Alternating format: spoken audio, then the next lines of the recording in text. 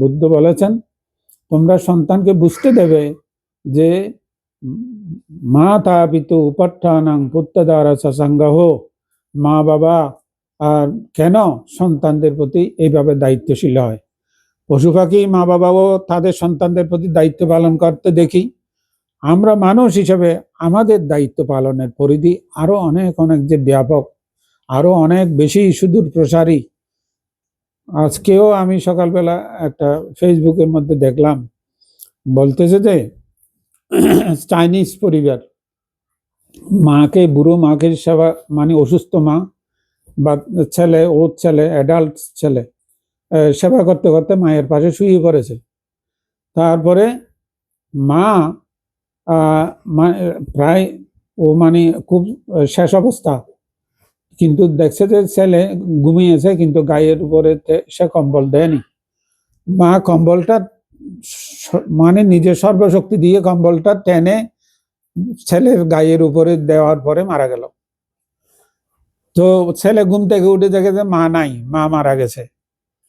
তো তখন কিন্তু ও ভিডিও ফুটেজের মধ্যে দেখতেছে যে মা ওর জন্য কম্বলটা টানতে গিয়ে মানে মুহূর্তে মারা গেছে।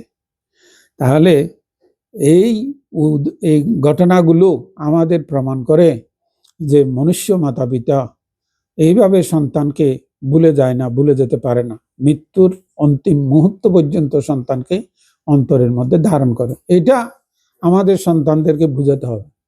আমরা যদি সেই জ্ঞান, সেই বোধ যদি সন্তানদেরকে দিতে না পারি, তাহলে আমরা অত্যন্ত দুর্ভাগা।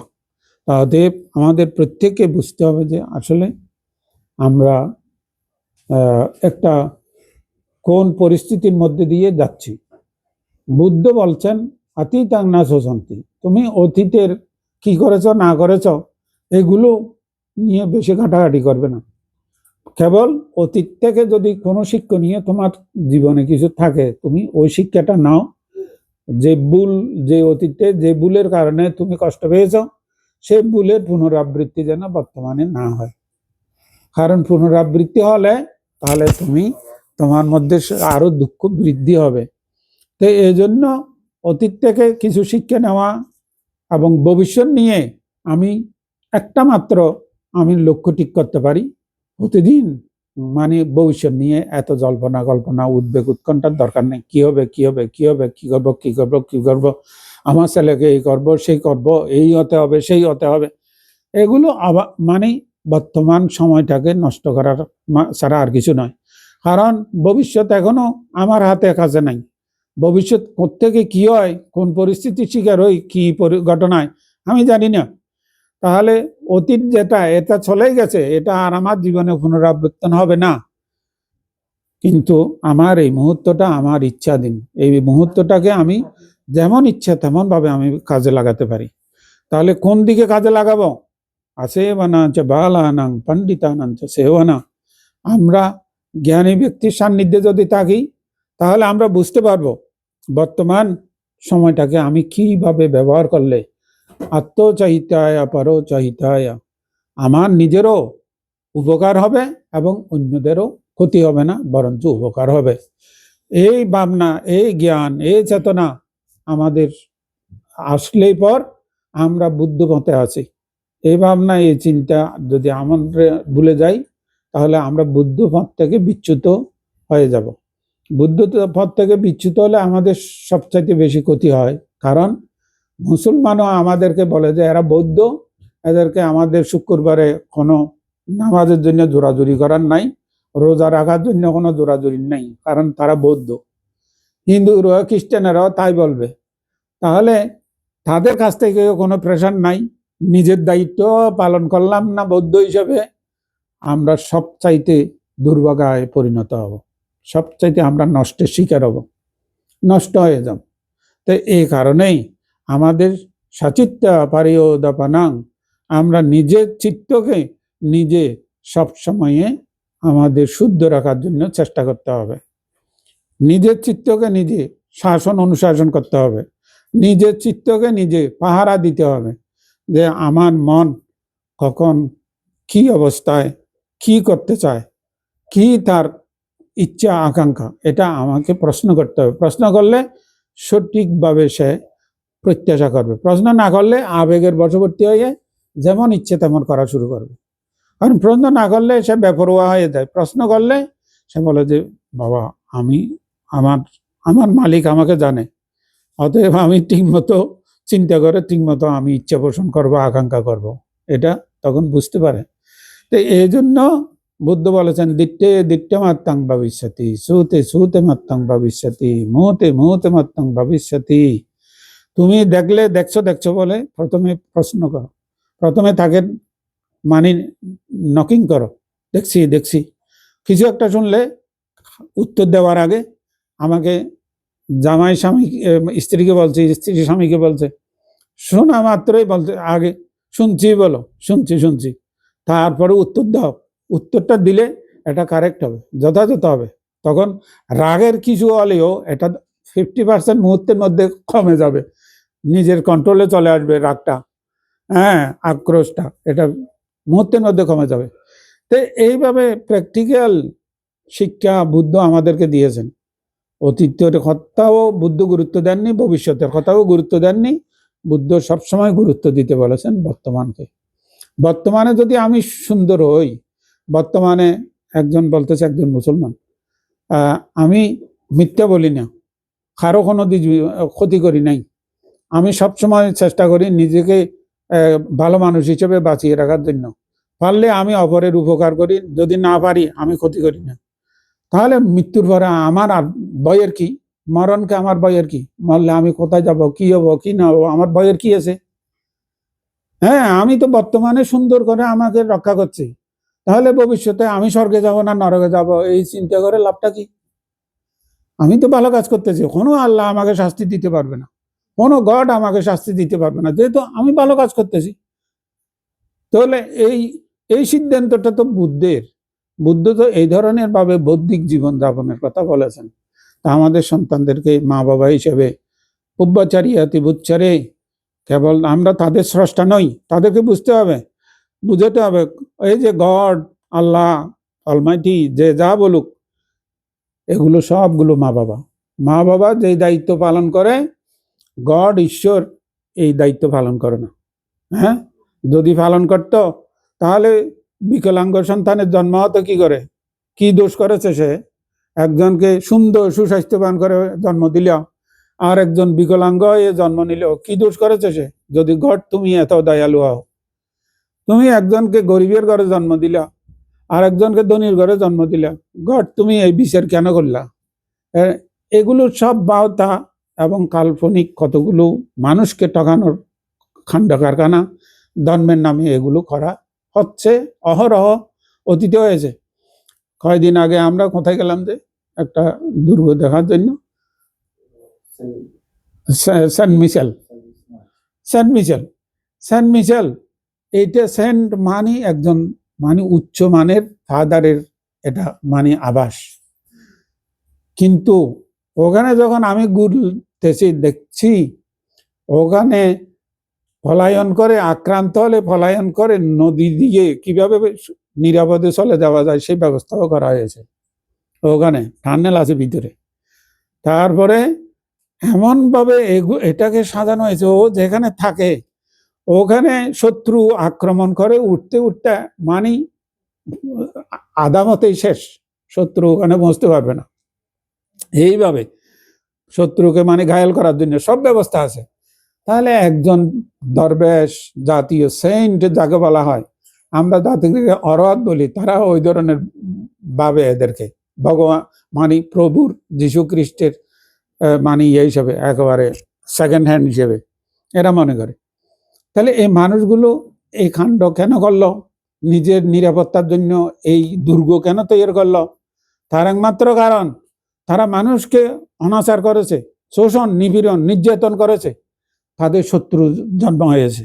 এই ভয়ে তারা আসলে তো তারা তখন শাসকও ছিল, কেবল তারা ধর্ম যাজক নয়, তারা শাসনও করতো, শোষণ করতো, মানুষকে নিপীড়ন করতো এবং সব গডের নামে। গডের নামে খুব সহজ তো, গডকে যেখানে সেখানে ব্যবহার করা খুব সহজ। তো এগুলো করতো।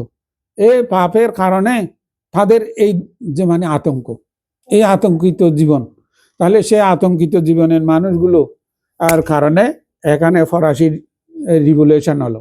ফরাসি বিপ্লবের মূল কারণ কি? চায়না অথবা রাশিয়া, এখানে বিপ্লব কেন হলো? চায়নার মধ্যে বিপ্লব হয়েছে ভিক্ষুদের কারণে। ভিক্ষুরা ধর্মের নামে মানুষকে এমন করে ফেলেছে যে মানে শোষণ নিপীড়নের মানে শেষ সীমায় নিয়ে নিয়েছে, রাজাদেরকে সহযোগিতা করে করে। এই কারণে ধর্মের প্রতি মানুষের অনাস্থা চলে এসেছে, কমিউনিজমকে আলিঙ্গন করেছে। আজকে চীনের মানুষ যে মানে তারা বলে যে আমরা কোনো ধর্ম মানি না। যদি বুড়ো মানুষ হয় তার ইচ্ছে হলে ধর্ম করুক। আমাকে নিজে বলছে, আমি যখন ইয়েতে ইয়ে বেজিং এর মধ্যে যখন ঘুরাঘুরি করছি, আমাদের ইন্টারপ্রেটার ছিল, একটা মন্দিরে নেওয়া হলো, মানুষ অসংখ্য মানুষ ঘুরছে, ওখানে মিউজিয়ামের মতো হয়েছে। আমি বললাম যে এখানে এত মূর্তি আছে, দেবতার মূর্তি, তারপর ভিক্ষুদের মূর্তি, বুদ্ধ মূর্তি সিটে ফোটা দিয়ে একটা বেশি নেই। একটা মানুষকেও দেখলাম না একটা হাত জোর করে মানে শ্রদ্ধা জানাতে। ঘটনা কি?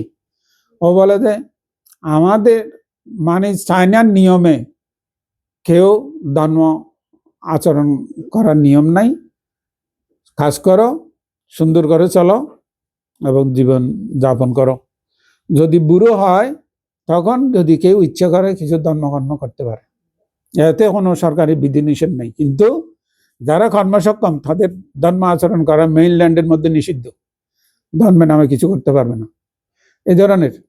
তাহলে ও আমাকে ওইভাবে যখন বুঝিয়ে দিল, তখন আমি চিন্তা করলাম এই ধর্মের কারণে ভিক্ষুরা বুদ্ধের কথাগুলোকে সেখানে এমনভাবে ব্যবহার করেছে রাজাদের স্বার্থে এবং নিজেদের স্বার্থে, ফলে জনগণ খেপে গেছে এবং শেষ পর্যন্ত তারা কমিউনিজমকে আলিঙ্গন করেছে।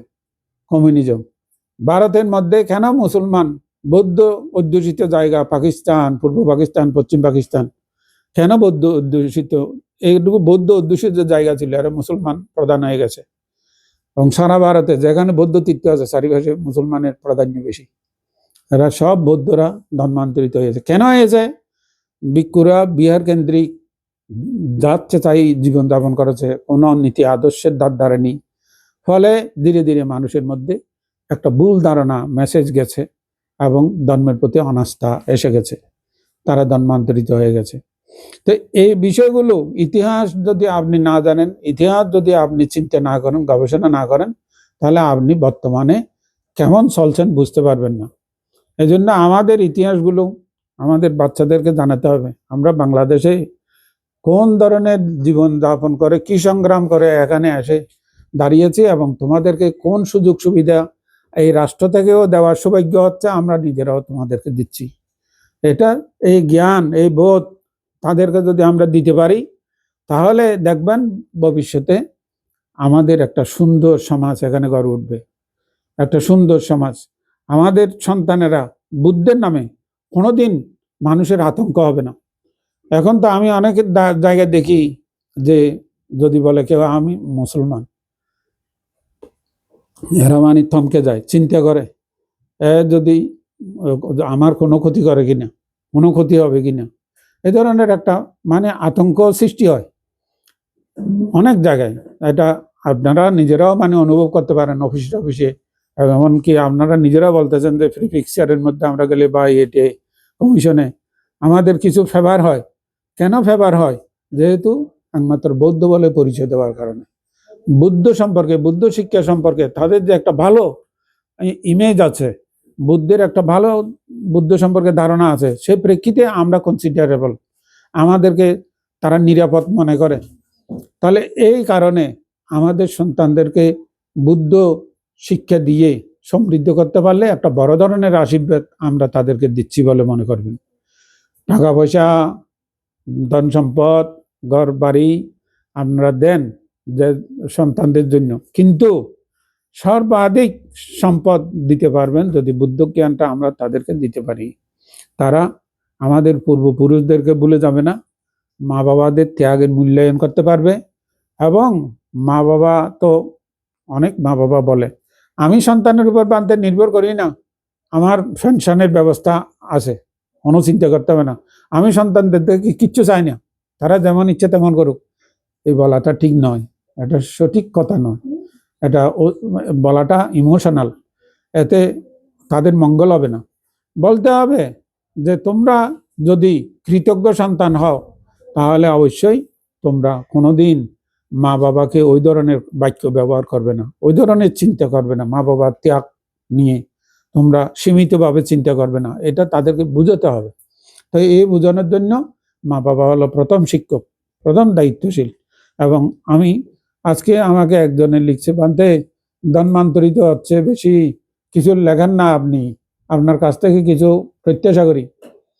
তো কি লিখবো বলতেছি, অন্তত ঘরের মধ্যে বাচ্চাদেরকে কিছুক্ষণ মেডিটেশন করো, নিজেরাও কিছুক্ষণ করো। 24টি ঘন্টায় আমি বুদ্ধের জন্য 15টি মিনিট দিতে পারি না? যদি দিতে না পারি তাহলে আমার মতো দুর্ভাগা খেয়ে আছে বলো তো? 24টি ঘন্টায় আমি 20 মিনিট 15 মিনিট কি বুদ্ধের জন্য দিতে পারি না? আমার বাচ্চাদের নিয়ে আমি বসতে পারি না? অন্তত খাওয়ার টেবিলে বসি না, খাওয়ার টেবিলে বসে আমার বাচ্চাদেরও বলেন এই কিছুক্ষণ চোখ বন্ধ করে যার যার মনকে দেখতে থাকো, মনে কি চিন্তা করে, যেটা চিন্তা করে এটা চিন্তা করছি বলো, শুধু বলো, আর কিছু, আর কোনো মন্ত্র নাই ওখানে, শুধু এটা বলো। বলতে বলতে দেখবেন যে জ্ঞান তার মধ্যে কিভাবে ধরা দিচ্ছে। এটার মধ্যে কোনো রকমের বুজরুকি নাই, কোনো রকমের কল্পনার বিষয় নয়, একান্ত বাস্তব যে অন্তত ঘরের মধ্যে একটা বৌদ্ধিক সিদ্ধান্ত দরকার, পরিবারে একটা বৌদ্ধিক সিদ্ধান্ত মা বাবাকে নিতে হবে। মা বাবা এক্সাম্পল, মা বাবা যেটা করবে সন্তানের সেটাকে সহজে গ্রহণ করবে। তো এই জন্য আপনারা মা বাবারা একটা সিদ্ধান্ত নেন, নিয়ে সন্তানদেরকে আপনারা ঠিক এইভাবে গড়ে তোলার জন্য একটা আগ্রহ উৎপন্ন করেন। কালকেও অষ্টশীল নিচে গেছে, এরা আলোচনা করতেছে, আমি শুনতেছি, বললেও তো হয় না, বলছি এগুলো আসলে এগুলো নিয়ে ভাবনা চিন্তা করে কেউ করে না। বলতেছে যে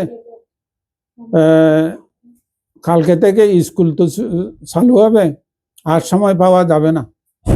তারা আলোচনা করতেছে, মানে সপ্তাহে একবার উপোষদ পালন করতে পারে কিনা, তো এগুলো আলোচনা করতেছে। আমি বলি যে স্কুল খোলা থাকলে সন্তানের জন্য আমি যদি সময় দিতে পারি, স্কুল বন্ধের দিনে আমি সেই সময়টুকু কিছু অংশ আমি দিতে পারি না? বাবা হোক মা হোক, বাচ্চাদেরকে স্কুলে আনা নেওয়ার দায়িত্ব তো পালন করতে হয়, তারা সময় কি বের করে না তার জন্য? তাহলে যেদিন স্কুল বন্ধ থাকে সেদিন সেই সময়টুকু মধ্যে আমরা বুদ্ধের জন্য দিতে পারি না? সপ্তাহে অন্তত একটা দিন, পুরো দিন না দিই না, আমি কিছু সময় দিই না। তো এখন তো আপনাদেরকে, এটা হলো সদিচ্ছার অভাব। আপনাদেরকে যে কোনো ইচ্ছে থাকলে উপায়ের কোনো অভাব নাই, উপায় অনেক আছে, কোনো বিষয় নয়, কিন্তু আপনাদের সদিচ্ছা চাই।